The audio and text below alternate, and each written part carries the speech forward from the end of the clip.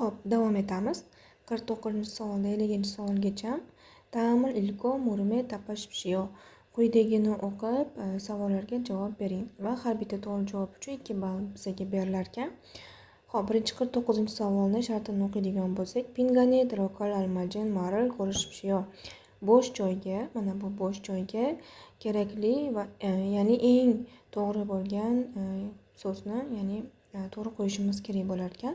Birinchi bu matnni boshdan oxirigacha o'qib tarjima qilamiz va eng mosini tanlab qo'yishimiz kerak. Ketdik. Che hyude chonanin ore toeoso aju nirimida. Mening telefonim uzoq vaqtdan beri foydalanayotganim uchun juda ham qotayapti yoki eskirgan deb tarjima qilsak bo'lar ekan. Kreso neil teng modere hyude chonaril saro kal komnida. Shu sababli ham ertaga nimadir va model bu rusum. Rusumli telefonni sotib olgani boraman. O늘은 사진과 전화번호를 정리했습니다. Bugun rasmlar va telefon raqamlarini tartibga keltirdim. 그런데 올해에는 연락을 안 한 친구들 사진이 많았습니다. Lekin shu yili xabarlashmagan do'stlarimni rasmlari ko'p edi. 그 친구들에게 오랜만에 전화하고 싶습니다. Bu do'stlarimga uzoq vaqtdan beri shu telefon qilishni xohlayman deb ushbu matn yozilgan ekan. Endi har bitta so'zni tarjima qilib ko'ramiz. Sayohan, ya'ni sayohada foydalangan o'tgan zamonda kelyapti. Ikkinchisi choyonhada tinch. Seroun, bu serobda yangi. Bu kabyobda nima edi? Yengil degani, to'g'rimi yuribim? Xo'p, qaysi variant bizga ko'proq to'g'ri kelar ekan? Albatta yangi. Nima uchun? Chunki uni telefoni eskirgani uchun u ertaga yangi rusumli telefonni sotib olgani bormoqchi edi. Shuning uchun ham 3-variant to'g'ri bo'lar ekan.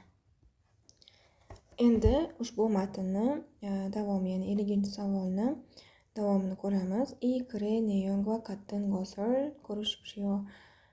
Buni ya'ni bu matnning mazmuni bilan o'xshashini belgilang debdi. Hozir tarjima qilib ko'ramiz. Che hyude chonanin ore sassimnida. Men telefonimni shu yili sotib oldim. Yo'q, bu to'g'ri kelmaydi, chunki uni telefoni bu yil olingani to'g'risida ma'lumot berilmadi.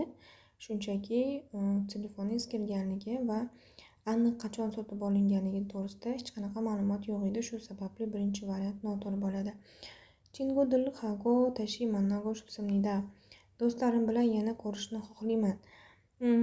Bu yaqinroqdek tuyuladi bu javob, lekin bu javob ham noto'g'ri, chunki u anchadan beri o'rtoqlari bilan xabarlasha olmagan va u xabarlashmoqchi va xabarlashni xohlaydi degan ma'noda kelgan. Oje chingodil sajinil chongni hissimnida. Kecha do'stlarimni rasmlarini tartibga keltirdim.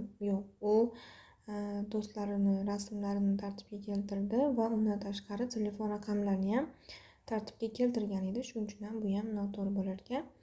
Xo'p, to'rtinchisi che hyude chonaga niryoso pakul komnida. Mening telefonim eskirganligi yoki qotayotganligi sababli almashtiraman.